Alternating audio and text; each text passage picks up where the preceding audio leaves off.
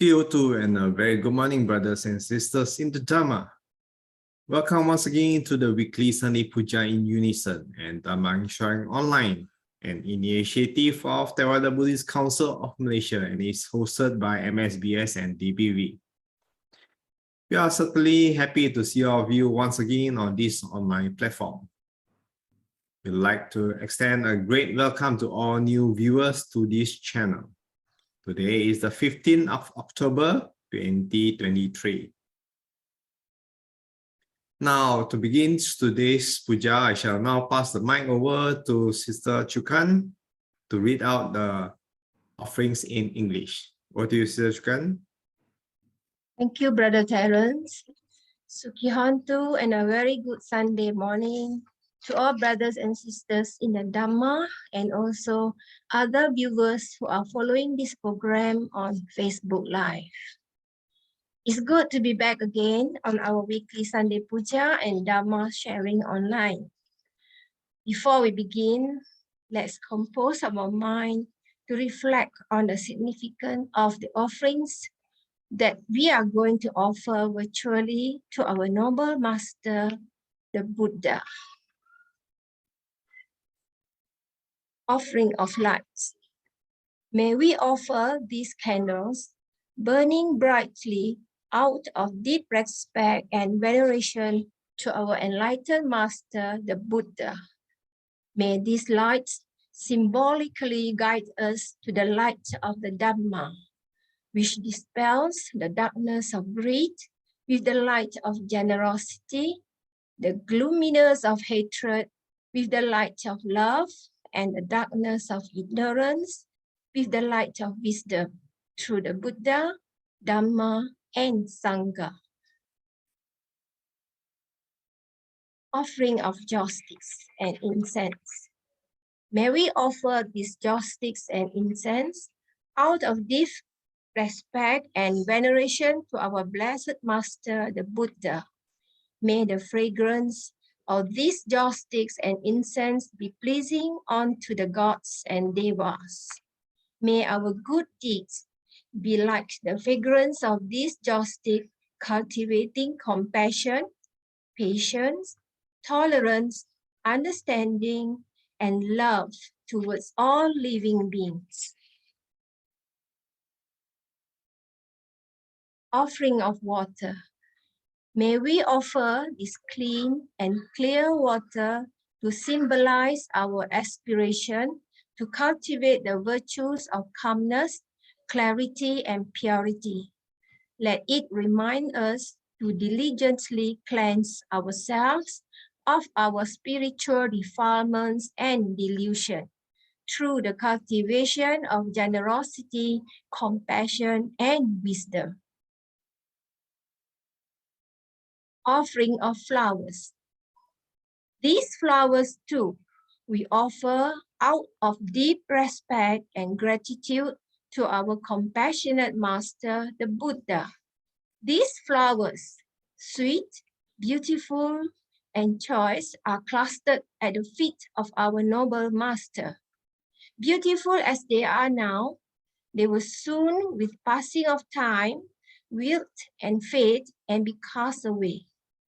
Reflecting thus on this very nature of unsatisfactoriness, impermanence, and soullessness, let us tread the path shown by the Buddha for the eradication of sufferings here and now.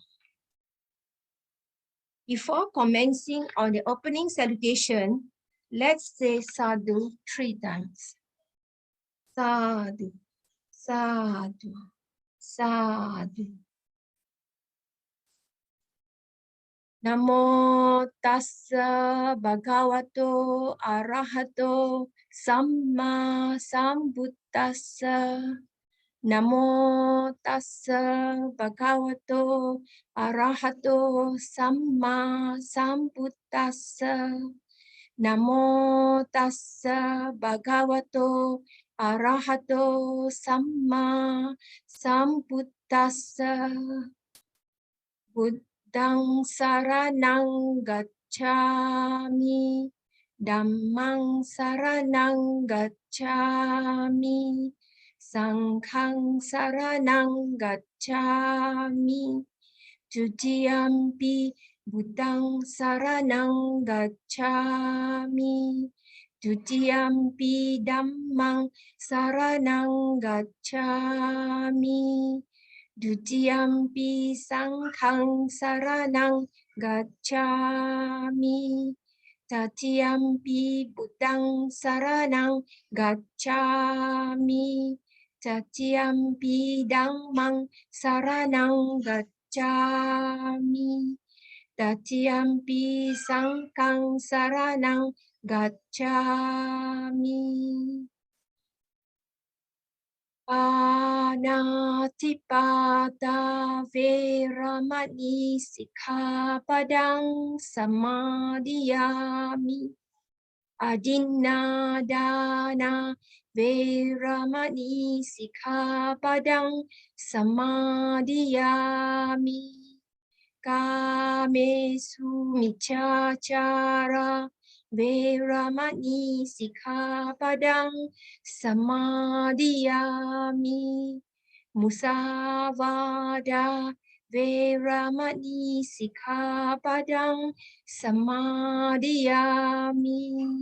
Surameraya majja pamadatthana veramani sikkhapadang samadhiyami.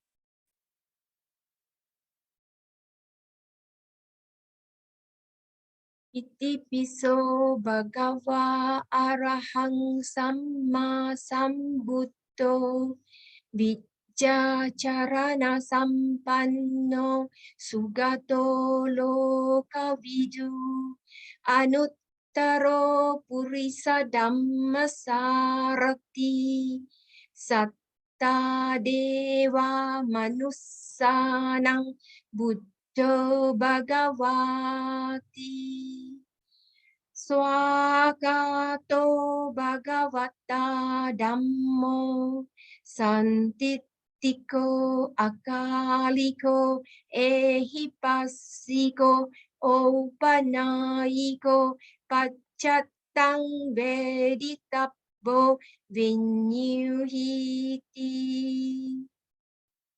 Supatipanno bhagavato sāvaka sangho Ujupatipanno bhagavato sāvaka sangho Nyāyapatipanno bhagavato sāvaka sangho Samicipatipanno bhagavato sāvaka sangho Yadidang cattari purisa yugani Atta purisa puggala esa bhagavato sāvaka sangho ahuneyo pahuneyo dakhineyo anjali karaniyo anuttarang punyaketang lokasati. Vandami citiyang sapang sappāthāne supatittithang saririkā dhātu mahabodhing buddha rupang sakalang saddha yassamule nitsinnova sabbari vijayang akha patto sappanyutang sattha Vande tang bodhipadapang ime ete mahabodhi lokanate na pujita ahang pite namassami bodhi raja namattute gannasarappadittena dipena tamadang sina Tilokadipang sambuddhang pujayami tamonudang ganda sambara yuttena dupena hang sugandina Pujaye pujaniyan tang puja bhajana muttamang adivase tuno bante paniyang parikappitang anukampang upadaya patikan hatu muttamang adivase tuno bante bojanang parikappitang anukampang upadaya patikan hatu muttamang adivase tuno bante gilana paccayang imang anukampang upadaya patikan hatu muttamang vannaganda guno petang etang kusuma santating pujayami muning dassa siri pada saroruhe pujemi buddhang kusumena nena punyena metena jahotu mokkang puppang milayati yatha idang me kayo tatha yati vinasa bawang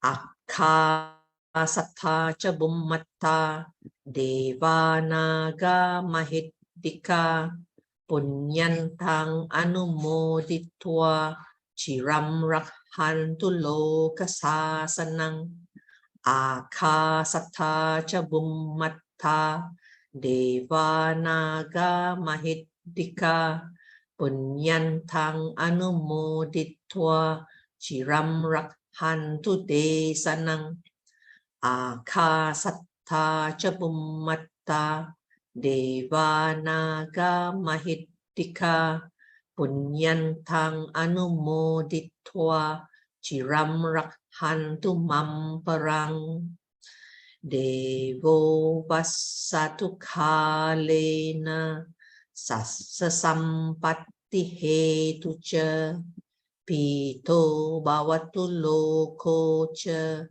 raja bhavatu dhammiko idang me nyatinang hotu sukita hontu nyatayo idang me nyatinang hotu sukita hontu nyatayo idang me nyatinang hotu sukita hontu nyatayo imina punya kammena mame bala samagamo satang samagamo hotu yavanibbana pattiya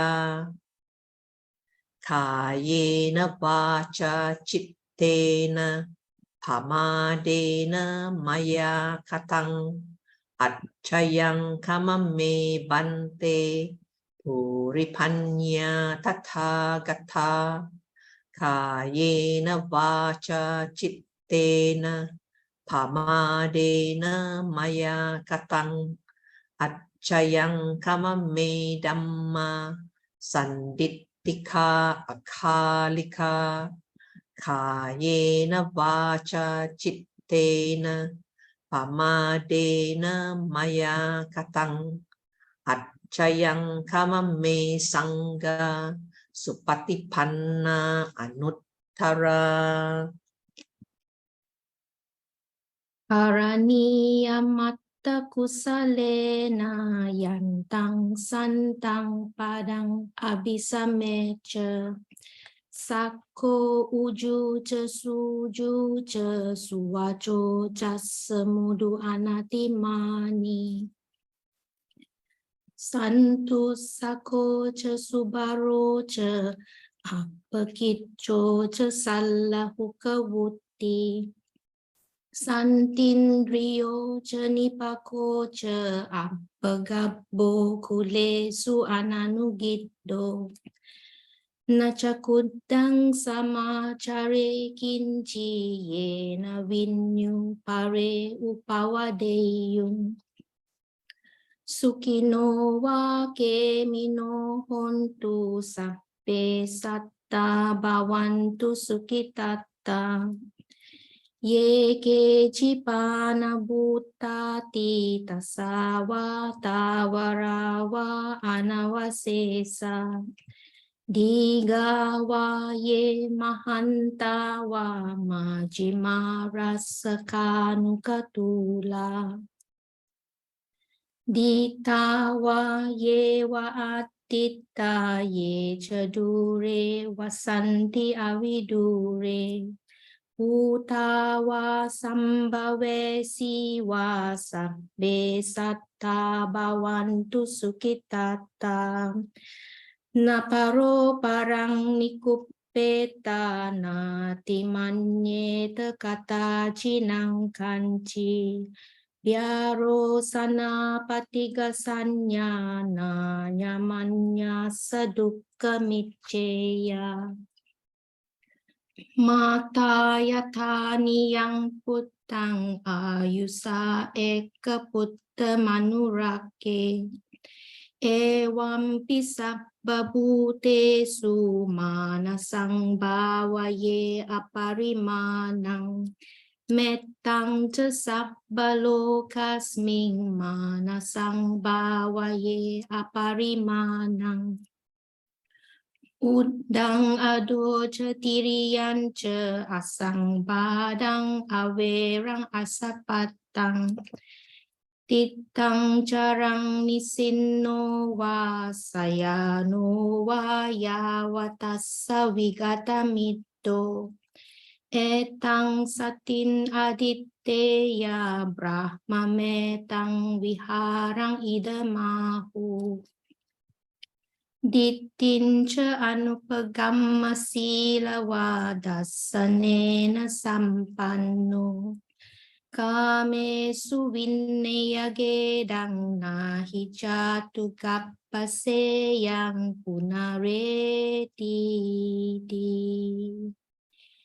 Etena satcha vacchena sotite hotu sabbada.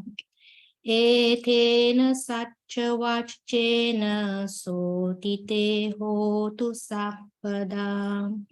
Etena satcha vacchena sotite hotu sabbada. By this declaration of the truth, may you be safe at all times. Sadhu, sadhu, sadhu. Thank you very much, Sister Chukan, Sister Doris, and Sister Cheng for today's Sunday Pūjā chanting. Back with us this week, we have Brother Seng Huat to share on Oh What Life. So let's hear what he has for us this week. Over to you, Brother Seng Huat. Thank you, Brother Terence, and good morning, everyone. Let me just share my screen. Okay, good morning, everyone. Before I start, just pay homage to the Buddha first. Namo Tassa Bhagavato Arahato Samma Sambuddhassa. Namo Tassa Bhagavato Arahato Samma Sambuddhassa. Namo Tassa Bhagavato Arahato Samma Sambuddhassa. Homage to him, the Blessed One, the Exalted One, the Fully Enlightened One.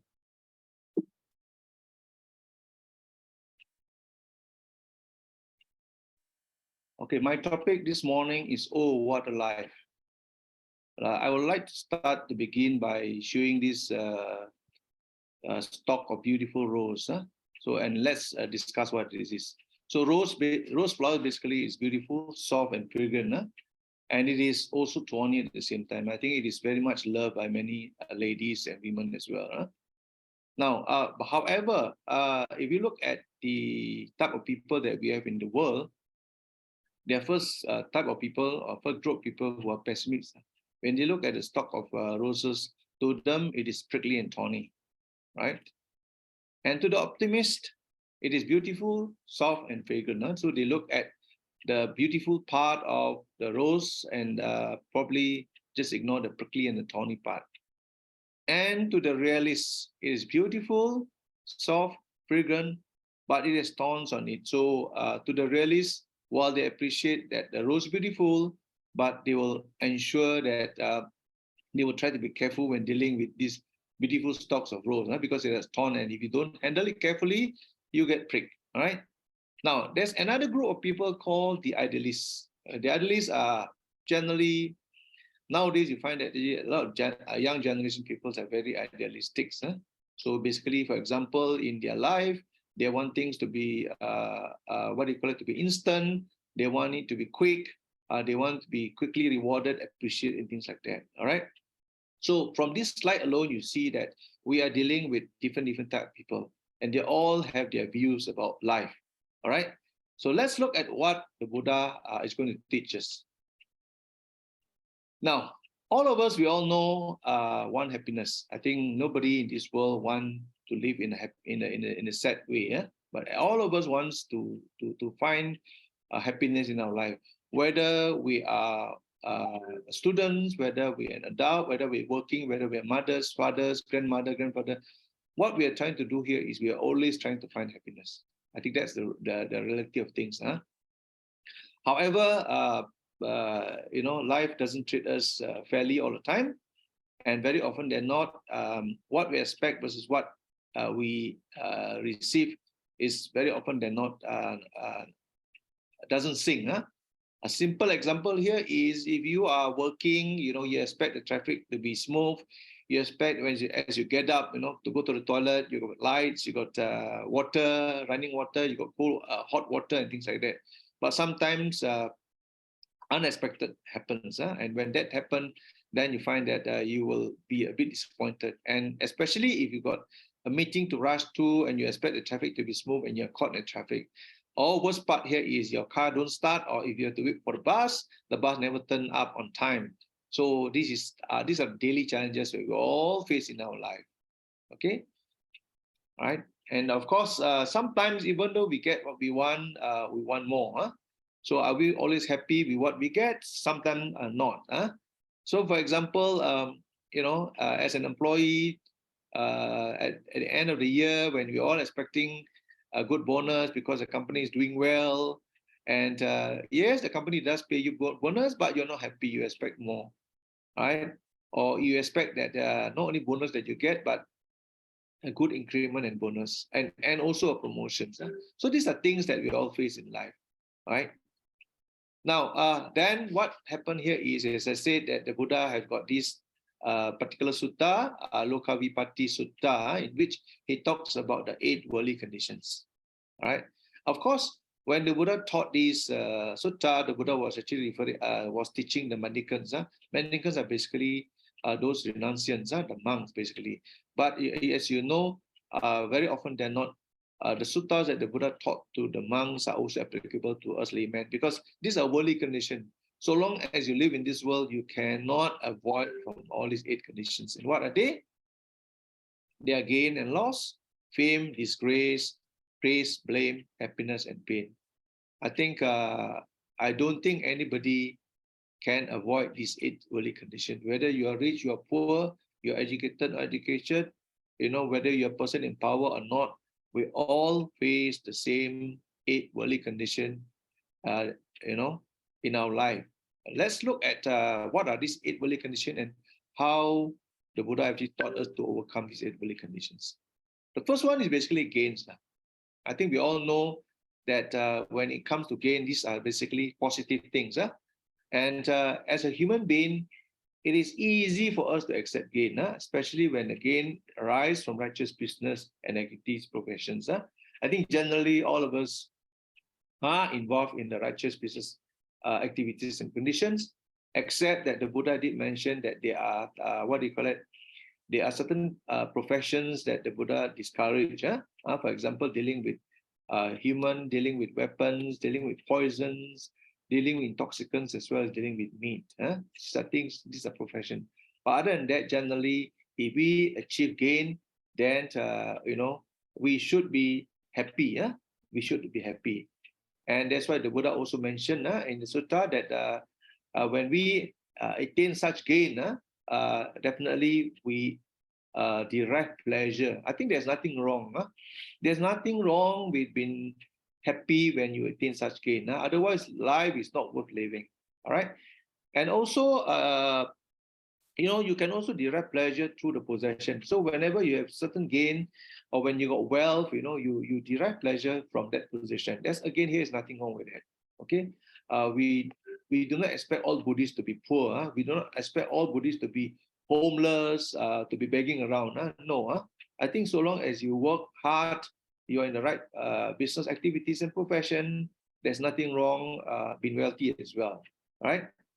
And of course, the other pleasure that the Buddha mentioned here is that when you have got the gain that you work, hard to get, and you have those possessions and you derive pleasure in spending it, by all means, right?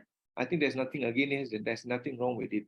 There's nothing wrong to be successful. There's nothing wrong to spend the wealth that you have. It is actually a hard-earned wealth. And definitely, with wealth, with the gain that you get, it is also conducive to good health and longevity. All right. You can with the possession that you have, you live in a suitable homes, eat suitable food, wear suitable clothing, and you can create an environment that is quite nice, that actually help you to lengthen your lifespans without harming anybody else. So it is also conducive to longevity. And of course, if you have an opportunity, to do merit making, why not? Just like this morning, one of the sisters says she's doing dana this morning, and I rejoice that good act of merit making. So if there's an opportunity for you to do merit making arising from the gain, by all means, I think that's a good merit to do. And definitely that can only happens, when you've got gain. Gain doesn't mean that you must have a lot, but I think it's enough for us to do something that is useful for ourselves, our family, and the people that is surrounding us, as well as our spiritual masters and leaders. All right. So gain is generally much easier to accept when we go through life and when we attain gains. All right. Now the challenge that we have here is very often than not is losses. Losses is the negative part. It is more difficult to accept, and definitely when we incur losses, is something that we cannot recover. You cannot recover stolen items or losses of assets or loved one. All right, as you all know that nothing is permanent in this world. You gain some, you lose some, and it is sometimes difficult to accept. And sometimes losses can cause mental stress with fatal outcome. I think, as we all know, the COVID-19 have actually given us a very good experience. You find that people lose their job, lose their money, their income, and some of them even lose their loved ones, and some even lose their own life. All right. So these actually cause a lot of mental stress, and you can see that actually from reported cases, there are some increase in number of suicide. All right, and all this is because of due to strong attachment. But we can definitely deal with losses. Number one here is that, especially if you're going into risky ventures, how do you deal with the losses? So we begin with end in mind. So if you know that you are going to a risky venture, for example, you go into an investments, all right, you're putting your money and your wealth at stake, then you must know the risk and be mentally prepared for the losses. Okay, I think so long as you are mentally prepared, and if that happens, it doesn't mean that you will not felt it, but you felt it, but at least you know that this is something that you're already prepared for, mentally prepared for. Okay. Now, the other one here is true consolation. Sometimes when you lose something, you tell yourself to say that, oh, I know I lost, say 10,000 again in investment. I tell myself by saying that I could have lost 100,000. I could have lost $1 million. All right. True consolation. That's one consolation you can take. The other one here is that if I lost A, I could find an alternative replacement. All right. For example, there's a saying, that if you lose material things, for example, whether you lose your bicycle, your bike, your car, whatever it is, you can still find an alternative. Of course, with life, it's more challenging. You can't find a replacement. Of course, there are people who say that if I lose my spouse, I can find a new spouse. But that's a different story altogether. All right. And the other one here is that, of course, this is a bit more noble and more challenging to wish. But this is the other consolation. You wish the taker who took it from you benefited more than you. For example, you lose through your own carelessness. Say, for example, you lose some money and somebody found it. And you wish that whoever found it will be able to make use of it better. Probably the person who found it could have actually take the money and probably feed a hungry family, things like that. All right. So those are things that you can do. Now, the third one here is to remain steadfast and equanimous. This is more spiritual. This one requires a stronger mental attitude. Now, of course, again here, I would like to quote the story of a noble lady serving dana to Venerable Sariputta. During Sariputta's time, there was this noble lady who actually used to serve dana to Venerable Sariputta. And one day while she was serving dana, she received a note through another servant to say that her husbands and the children were all killed through unforeseen circumstances. And she remained steadfast. She served. She put the notes in the what do you call it, in a pocket, and continued to serve Venerable Sariputta.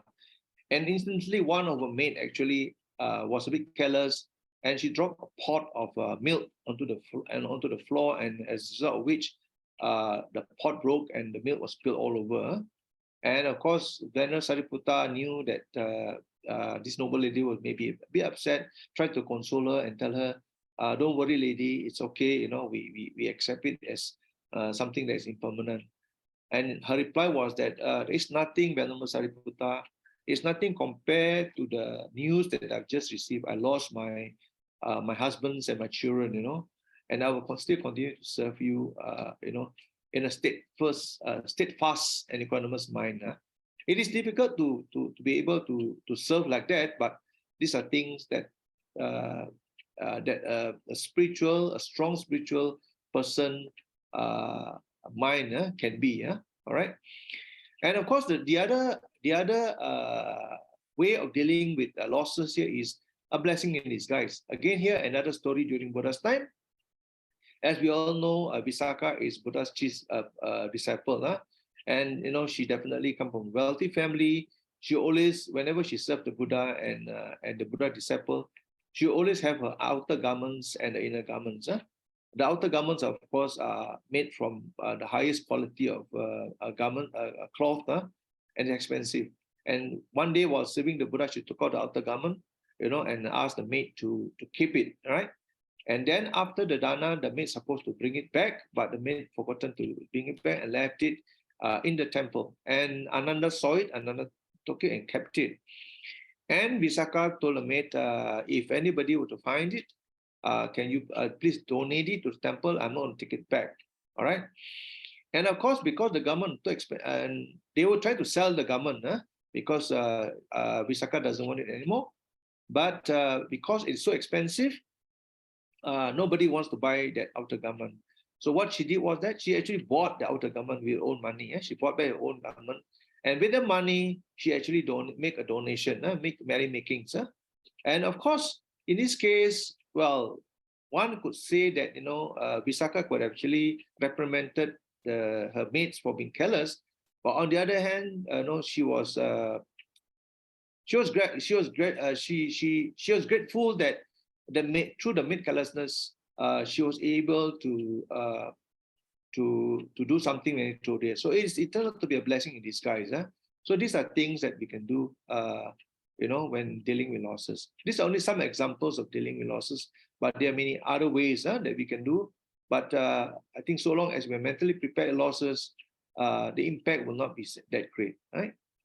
Now the next one is fame. I think fame is something that it gladdens everyone's heart. It gladdens everyone's heart when you are famous. And definitely one is always proud to see your face in the news, magazines, and social media. It only shows that you are worthy of recognitions. But the positive side here is it is also an inspiration and motivation. I know if you are involved in something that is noble, definitely it will give you inspiration to do more, to help others. And it will definitely be a boost to our ego. I think and nobody will not want fame. Generally, many people want fame. All right, it actually boosts the ego. But however, we must always be mindful that sometimes when you are obsessed with fame, you do unwholesome things to gain fame and publicity. Especially, if you are rich and wealthy personality, you want fame, you pay. All right, you pay, you indulge into unhealthy activities like corruptions. You buy your fame. Not to get it, but you buy your fame, and you do that by what do you call it? By trying to get fame. That is when you have become obsessed with fame. All right, and there are some people who actually do wholesome act, but with ulterior motive to gain fame. This is also another what do you call it? Another way in which people do wholesome things with ultimate motive to gain fame. For example, you whenever you do a donation, you want the TV screen to be there. You want magazines to post how philanthropic you are. So these are things that people do to gain fame.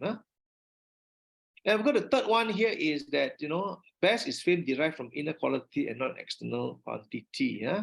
So as we all know, Mother Teresa, even the Buddha for that matter, he gained fame not out of his popularity, but out of compassion. For his compassion, his loving kindness, his mudditas, as well as his equanimities. So if you can gain fame through that inner qualities, I think that is something that you don't hope for, but it will come. It will come to you. So that is the what do you call it, the third pair. Then, of course, opposite of fame is disgrace. All right. Again, here, fame is easy to accept. I think we all find it very pleasant when we become popular. But what about is disgrace? So disgrace basically means to say that you discredit your reputation. Somebody tried to discredit your reputation. And definitely it's painful to the ear and heart, and especially if the accusation is false. Sometimes, rumors, can be spreading around to say that you've done something wrong, when actually it is the other way around. And the fact of life here is that nobody is free from defame or disgrace. Even the Lord Buddha is not free from this so-called disgrace.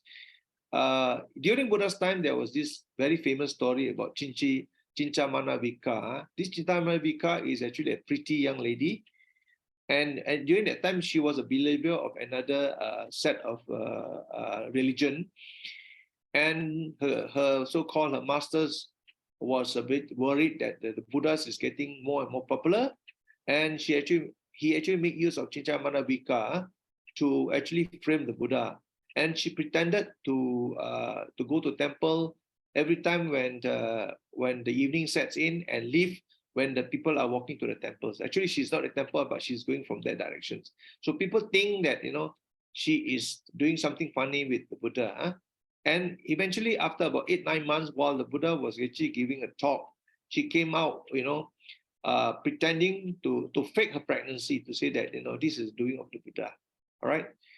And of course, she accused the Buddha. The Buddha was very calm. And the Buddha replied to her to say that, 𝐶𝐴𝐵𝐵𝐴, whatever you're accusing me, nobody knows the truth except you and me. I mean to say, except the Buddha and the lady. Of course, she knows that she's faking, what do you call it, her pregnancy.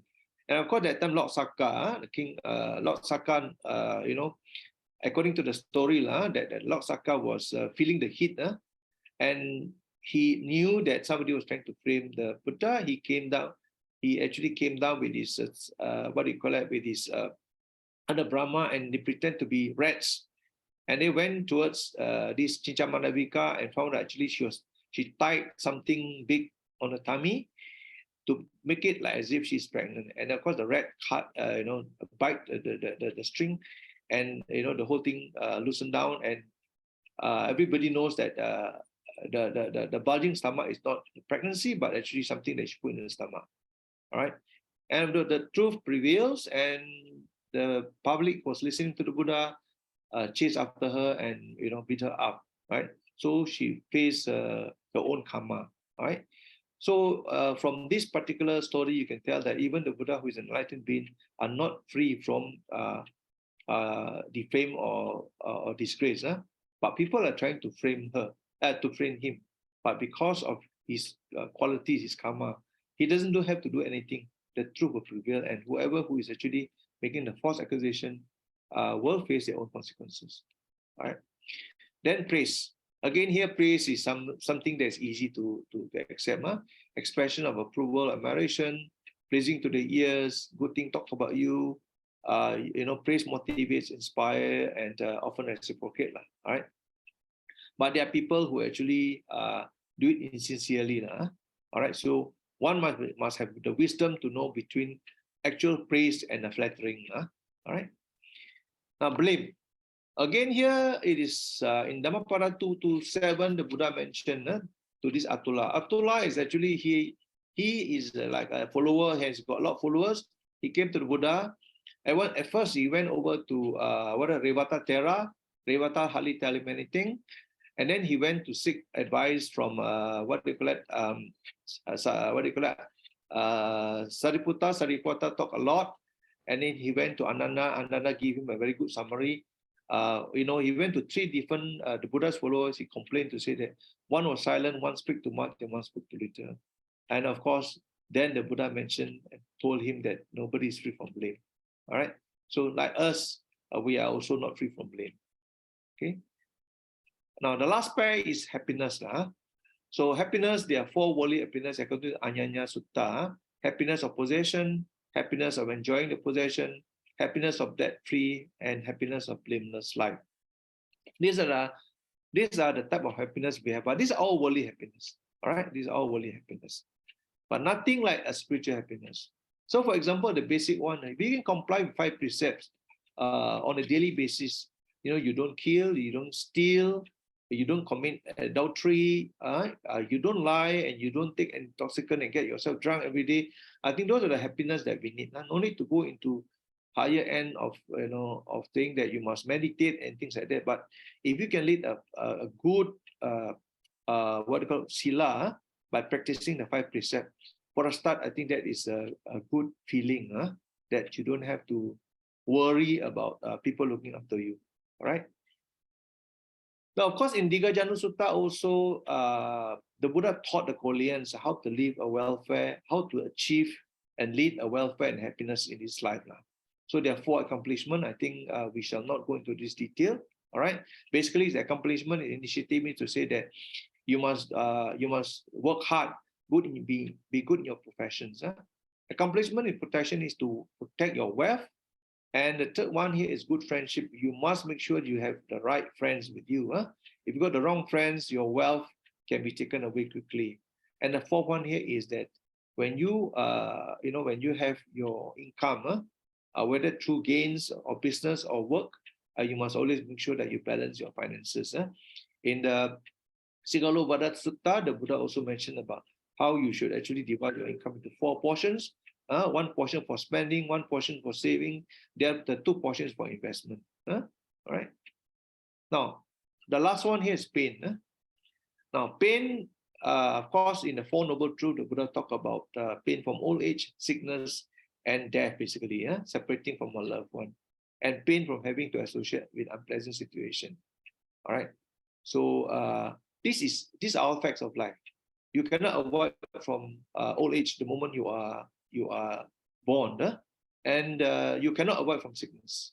And of course, from old age to sickness, and eventually you yourself will pass away, or your loved one will pass away. All right. And of course, the other pain here is having to associate with the unpleasant situation. That's why, every time when we chant, an aspiration, we always aspire to de-associate with the fools and associate with the wise until Nibbana is attained. So these are pain that he's talking about. All right. Now, in Loka Vipatti Sutta, the Buddha also mentioned, after explaining about 8 conditions, the Buddha mentioned that, do these 8 worldly conditions only affect certain group of people? The Buddha said that whether you are educated or uneducated persons, you will face these 8 worldly conditions. Now here, when you talk about educated, uneducated, does it mean that an educated person is one who goes to school and higher education, and an uneducated are those who are literate? No, that's not what the Buddha meant. All right. So what's the difference between an ordinary uneducated person and educated noble disciples? Now, in this particular sutta, Lokavipatti Sutta, the Buddha mentioned, the Buddha mentioned that an uneducated person, okay, are one who, when they encounter all the worldly conditions, they don't reflect. They don't reflect the fact that nothing is permanent. Nothing is permanent in this world. All right. And they are full of suffering and perishable. So like what I mentioned just now, the 8 worldly conditions, whether you are having happiness or pain, actually both end up suffering. Because if you attain happiness, you must always be prepared to the fact that because happiness cannot be permanent. And you know that the next thing that comes after happiness is sadness. The next thing that comes after gain is losses. Next thing that comes after praise is blame. Next thing that comes after fame is defame. So if you don't prepare yourself with the fact that nothing is permanent, then you're going to suffer. And here the Buddha again mentioned that when an uneducated, ordinary person encounter all those 8 worldly conditions, they don't truly understand it. Okay? They don't truly understand it. Of course, if they, whether they attain gain or loss, it actually allows that uneducated person allow those things to affect, to occupy their minds. And of course, they favor praise and oppose blame. All right, and they favor pleasure and oppose pain. So when you are into that condition of favoring and opposing, then definitely suffering will come in. Your mind and your feeling is just like the boat that is facing a big waves. It's been tossed up and down. Now, what about the educated person? The educated person are one who reflect. So when they attain gain, they know that it is impermanent, suffering, and perishable. So it's like preparing themselves that while I have gains, while I should also truly enjoy it, but I must prepare that, after gain, if I'm not careful, I may suffer losses. All right. And they don't allow those 8 worldly conditions to preoccupy their minds. Where they don't favor or they don't favor gain or oppose loss. They are equanimous. Okay, they are equanimous. They don't favor and opposing. So in a way, they accept these 8 worldly conditions as it is. So when you accept these 8 worldly conditions as it is, it doesn't affect you. Your life becomes more balanced. Just like how these big, huge super containers pace through the waves of the sea, by being very, very stable. All right. Now, in Upajjhana Sutta, the Buddha also talk about reflections, the practice of daily reflections. So in this particular sutta, the Buddha also advised the mendicants, all right, whether it's a mendicant, a man, a woman, a lay person, a renunciant, should often review these 5 subjects. And what are they? One here is, I'm liable to grow old. I'm not exempt from old. I'm liable to get sick. I'm liable to die. I must be parted and separated from all I hold dear and beloved, and I'm the owner of my deeds. These are the 5 conditions. These are 5 items that you must reflect on a daily basis. Okay, we all know, nobody can escape from old, sickness, and death. Nobody. And nobody can escape from being parted and separated from the person that you hold dear and love. And of course, we are the owner of our deeds and heir of our deeds. All right. So these are 5 daily reflections. Now, what is the benefit of these reflections? Okay. So here it says that there are sentient beings who, intoxicated with pride of youth, do bad things by way of body, speech, and mind. So when you are young, you want to be adventurous. You want to learn everything else. You want to go into risky ventures. You want to try drugs. You want to try alcohol. You want to try gambling. All kinds of things you want to try. Along the way, you break the 5 precepts. But if you are not careful, you get overindulged. All right? You get overindulged. And you know very well that, you cannot be youth forever. One day you're going to grow old. All right. So when you, as a youth, are able to, reflect on the fact that you are going to grow old one day, you think with end in mind, then you will try to limit the risk you are taking as a young person. Now, similarly, when you are when you reflect on getting sickness, and today you think you're healthy and you indulge in all kind of risky activities and overindulge in unhealthy food. You must always remember that, if you are healthy today and you don't take care of yourself, one day you're going to fall sick.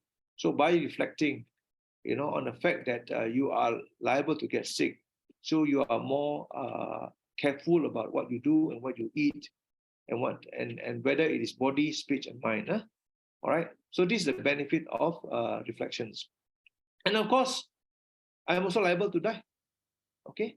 So there are people who say that, hey, I'm going to die anyway. So let me experience life. Let me do all kind of things. But if you do not believe in the law of karma, you may end up doing things that is breaking the precepts and doing things that you will regret later on. All right.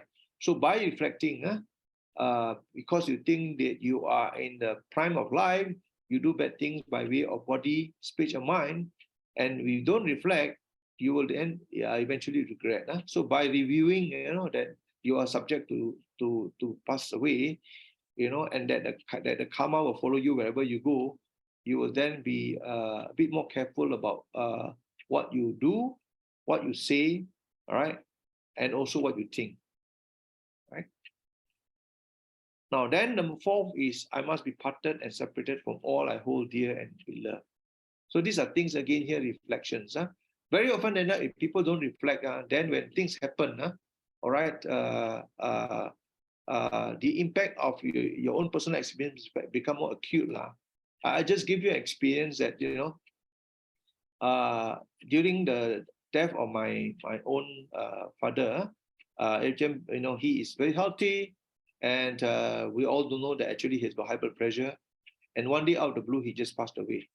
And definitely the one that is impacted the most, all of us, but the one that felt the most was actually my mom. So for 1 over years, she was mourning his death, because to her, he went too sudden. All right. So that is something that we must always reflect on. Then on my own mother alone, she was not well, and she went through sickness. And in that sense, we are more prepared now. At least I can't speak for my siblings. I can speak for myself that while I'm very sad that she's not well, but I'm more prepared that it may also befall on me one day. So so when the loved one passed away, you are able to sort of better prepared, unlike when my father passed away, the impact is more great to all of us. All right. So by doing this reflection often, then basically we are more mentally prepared when such things happen. But that's a benefit of reflections. All right. And of course, I'm the owner of my deeds. Of course, the people who don't believe in law of karma, they don't worry about this. But we as Buddhists, I think, and I think it is very true. Very often, even the non-Buddhists also very often they not talk about the karma. When somebody did something bad and something bad happened to them, they say, this is karma, And I think it is true. All right. So we must always remember that while we are alive and kicking, and we are young, we are healthy, even though we may be old, try to do as much good deed as possible, because whatever good deeds that you do will follow you to your next life. And hopefully, if you practice hard enough, you don't have to go through many, many lives. If you achieve Sotapanna in this lifetime, you all know that you only have got 7 more lives to go. All right? So that's a benefit of reflections. Now, the other reflections I want to share with you here is also another sutta called Ambalatika Rahulo Vada. So here, the Buddha talks about, he taught actually Rahula. There are actually 3 similes, but I wanted to share with you on the simile of the mirror. So this is the advice given by the Buddha to Venerable Rahula, because, as you know, Venerable Rahula becomes a novice monk at a very young age, and he has got this habit of liking to tell lies. So the Buddha mentioned this. He says that Rahula, go and look yourself in the mirror. Okay, all right. He said, part 1, reflect before you act. If your act will hurt yourself or others or both, then the acts are unskillful. And if suffering is the outcome, now if you know it will result in hurting yourself or others, do not do it. All right. If it brings happiness to you and others, do it. So that is part 1, which is you reflect before you do. Actually, in real life, it also happens. Before we do anything else, we must only think carefully whether what we do will be good for us or not. If it's not good, don't do it. If it is good, do it. Right? Part 2, he says, after you have done your action, also reflect. Does the act that you have actually just carried out, does it hurt yourself? Does it hurt others, or does it hurt both? So if it's unskillful, it will hurt others, me, or both. Then what you need to do here is confess, reveal, and restrain to prevent future unskillful action. So if you've done something wrong to another person, you apologize. If you think you've done something wrong, it may not hurt a person, but hurt yourself, you learn from it and tell yourself, in future, I will not do it. Of course, if it is skillful, it brings happiness to everybody, then I think by all means, you should actually rejoice in your good merits and enjoy. For example, if you are doing, say, a dana given to a reverence, and you know that that action actually brings joy to everybody, then I think it is something that you must rejoice. All right. Okay. Now, in conclusions, learning to cope with ups and downs in life. All right. No one can escape from 8 worldly conditions. Worldly condition comes in pair. One will come after another. As I said just now, if you are in happy mode, be prepared that the next thing that will come to you is sadness. All right. If you are having a lot of gain, remember, be prepared that the next thing that comes to you may be a loss. So long as you are mentally prepared, you have actually done all the necessary action, then you are in a better state, better position. And you can only do that if you have actually done a reflection, enough reflections. Okay. And as you know, the 8 worldly conditions are not permanent, whether favorable or unfavorable. So if you are in a down position, if you are in a level of sadness, you are always suffering losses, don't worry. Take solace in the fact that nothing is permanent. Okay? Nothing is permanent. So if you're poor now, don't worry about it. Work hard. Definitely one day you will be able to get out of that poverty. All right? And you have a choice to respond when they come. So when you do a reflection, for example, when you are mentally prepared to face the losses, when it happens, you're better prepared to accept it. And actually, the sooner you accept the unfavorable items, whether it is loss, sadness, blame, okay, or defame, then when you are prepared to accept all the negatives when it comes, the better you are, all right? And at least in that sense, you are not impacted that much. I have no one to look at the positive side, but the positive side is very often not easier to handle, but it's a negative one that is more challenging. So daily reflection on the 5 types of conditions help to speed up acceptance and understanding on the nature of worldly conditions. And last, through constant reflection and mindfulness practice, mind will be more prepared to accept the unpleasant worldly conditions. All right. So these are my sharing this morning. Thank you very much. Over to you, Brother Terence.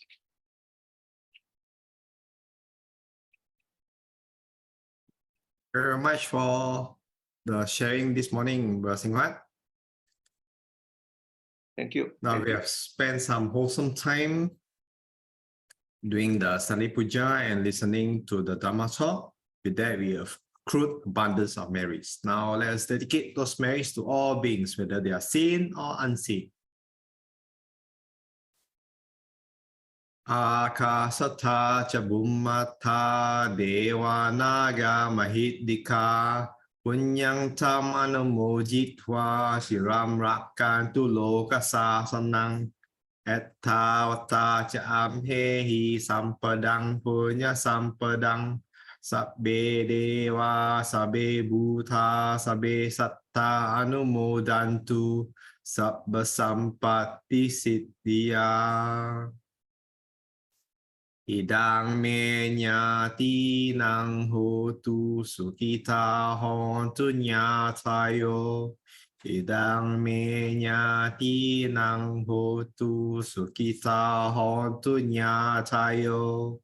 Idang me nyati nang hotu sukita hontu nyatayo. And aspirations.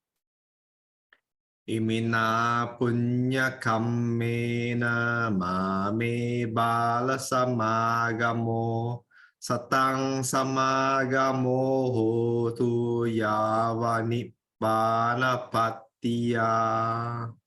Sadhu, sadhu, sadhu. Thank you everyone for watching. And for other videos, please visit the links below. Bye bye for now. See you again next week.